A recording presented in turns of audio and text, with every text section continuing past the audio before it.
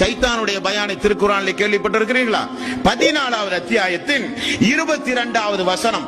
அந்த சைத்தான் மக்களை பார்த்து செய்கிற பயான். வகால சைத்தானு லம்மா குலியல் அம்ர், அல்லாஹ்வினுடைய தீர்ப்பு தெளிவாக சொல்லப்பட்ட பிறகு சைத்தான் பேசுவான். இன்னல்லாஹ வஅதக்கும் வஅதல் ஹக் வஅதுக்கும் ஃபஅஹ்லஃப்துக்கும். அல்லாஹ் உங்களுக்கு ஒரு வாக்கு தந்தான், நானும் உங்களுக்கு ஒரு வாக்கு தந்தேன்.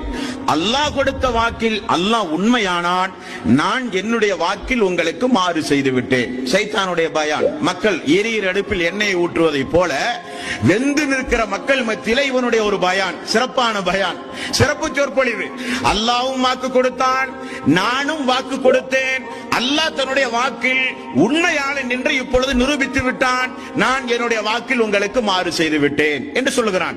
மேலும் சொல்லுகிறான், வமா கான லி அலைக்கும் மின் சுல்தானின் இல்ல அன் தஅவுதுக்கும் ஃபஸ்தஜபதும் லி.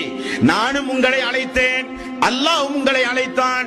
என்னை அழைத்து என்னை நீங்கள் பின்பற்றினீர்களே, உங்களுக்கு நான் மாறு செய்து விட்டேன்.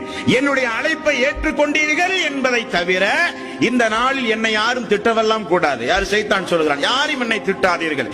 மேலும் சொல்லுகிறான், ஃபலா தலூமூனி வலூமு அன்ஃபுஸக்கும், என்னை யாரும் ஏசாதீர்கள்.